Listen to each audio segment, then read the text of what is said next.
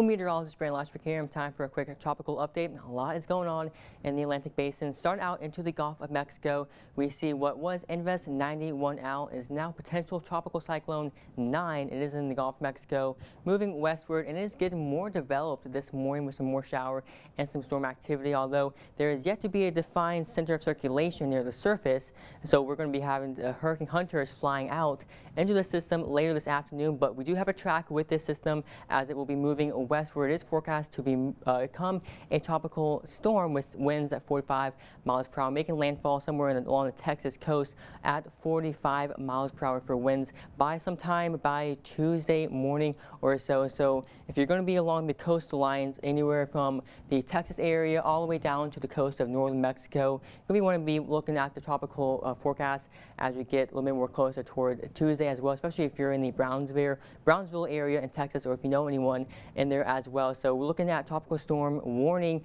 into that red color, as well as tropical storm watch in that light pink color right there just south and southwest of Houston. So this is moving westward thanks to this ridge of high pressure that's been parked over the central U.S. And this is one reason why that we haven't had any tropical threats here in Louisiana, because any system that can possibly get into the Gulf with this kind of setup, you see the upper level winds, they're going to steer off to the west toward the Texas coastline and near Mexico. So this is the current storm into the Gulf of Mexico. So as you go forward with time, we're seeing tropical, there it is, potential tropical cyclone 9. That is named for it. Current winds of 30 miles per hour. Again, no clear center of circulation, so it's not technically a tropical cyclone yet, but because it does have impact for land pretty soon, that's why it does have the potential tropical cyclone tag to it.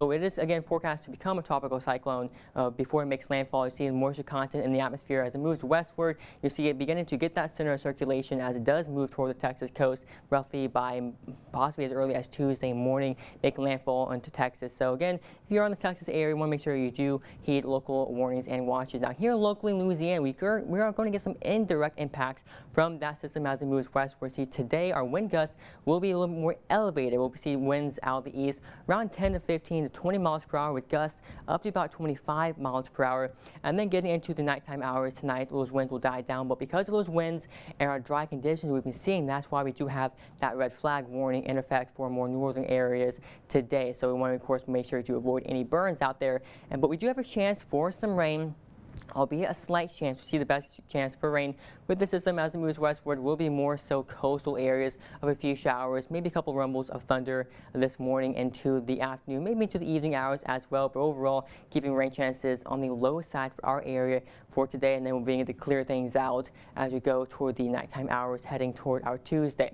So that is potential tropical cyclone 9 out into the rest of the Atlantic. You see it is just popping with activity with Invest 92L with a 70% chance of development over the next 7 days, moving generally to the west northwest. And so that one will most likely be over land. But starting off with another one which will have land impacts is Tropical Storm Franklin into the eastern Caribbean. So you see it's going to be moving west and then take a sharp turn to the north, and it's going to be impacting portions of Haiti, Dominican Republic, as well as Puerto Rico, with some possibility for some heavy rainfall coming to Tuesday into our Wednesday as well. And then it's going to be moving north of the islands, potentially strengthening to a strong tropical cyclone into possibly a Category 1 hurricane.